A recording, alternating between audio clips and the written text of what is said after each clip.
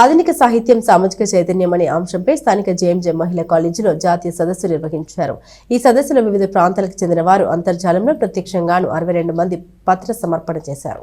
ఆధునిక సాహిత్యం సామాజిక చైతన్యం అంశంపై జాతీయ సదస్సు నిర్వహణ మన సమాజానికి, మన సాహిత్య లోకానికి ఒక మహత్తరమైన గుర్తింపు తెచ్చే ప్రక్రియలో భాగమేనని జేఎంజే మహిళా కాలేజీలో ప్రిన్సిపల్ డాక్టర్ సిస్టర్ శాంత అన్నారు. కాలేజీలో బుధవారం ఆధునిక సాహిత్యం సామాజిక చైతన్యం అనే అంశంపై జరిగిన జాతీయ సదస్సులో ఆమె విశిష్ట అతిథిగా మాట్లాడారు.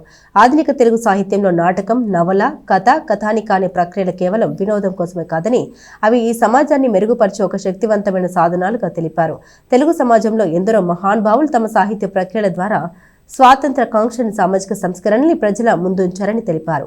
సమాజాన్ని పట్టి పల్లారుస్తున్న అనేక సమస్యలకు పరిష్కారాల్ని తమ రచన ద్వారా చూపించారని తెలిపారు. సాహిత్యం సామాజిక బాధ్యతను విద్యార్థులు అర్థం చేసుకుని సమాజ సేవకు మార్గదర్శకులుగా మారాలని సూచించారు. సదస్సు కన్వీనర్ డాక్టర్ బి మేరీ కుమారి మాట్లాడారు.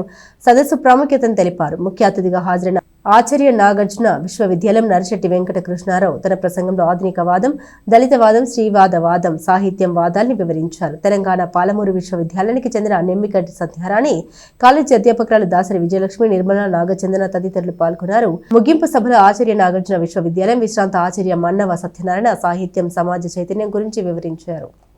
సో ఇది కేవలం ఒక విద్యా సంబంధ కార్యక్రమం మాత్రమే కాదు, ఇది మన సమాజానికి, మన సాహిత్యానికి దిశ చూపించే ఒక ముఖ్యమైన ప్రయత్నము.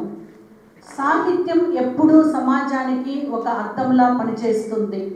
ప్రత్యేకముగా ఆధునిక సాహిత్యము, నాటకము, నవల, కథ, కథానిక, కవిత్వము వంటి ప్రక్రియల ద్వారా సమాజంలో జరుగుతున్న మార్పులు, అసమానతలు, మహిళా చైతన్యము, అణగారిన వర్గాల సమస్యలు, విలువల పతనము వంటి అంశాలను ధైర్యముగా ప్రశ్నిస్తుంది.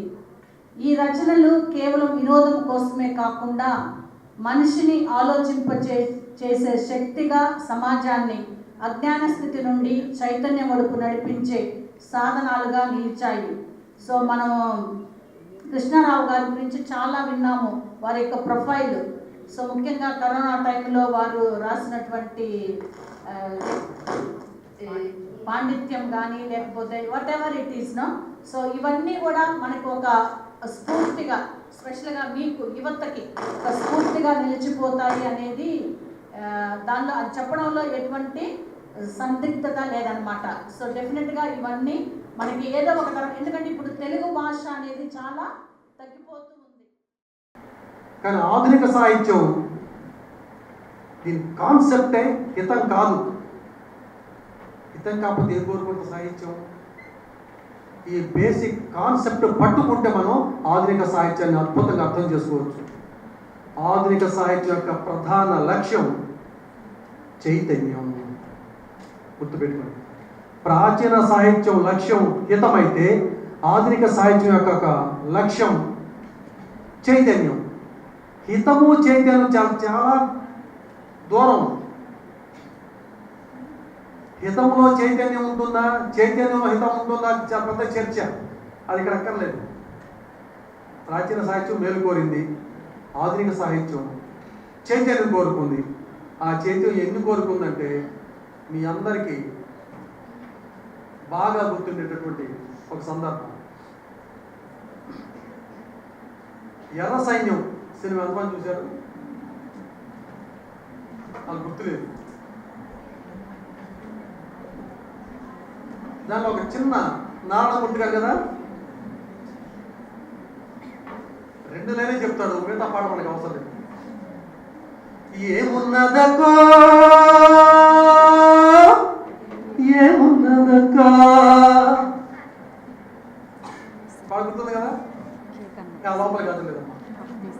ఏమున్నదక్క, ఏడ నుండి చూసినాడు, ఒకత కన్ను వేసినాడు. ఆ పరంపర మన శ్రీనివాస్ గారు. ఇది ఒక చైతన్యం కలిగించడానికి అని మమ్మల్ని విప్లవ మధ్య అలవాటు కాదమ్మా సందర్భం. ఈ పరంపర చూస్తే మనకు కావాల్సింది ఆధునిక సాహిత్యం భిన్న కోణాలకు మంది బహుముఖీనమైన స్పర్శ కలిగినది. దీన్ని మొట్టమొదటిగా అందిపుచ్చుకున్నవాడు ఆంధ్రదేశంలో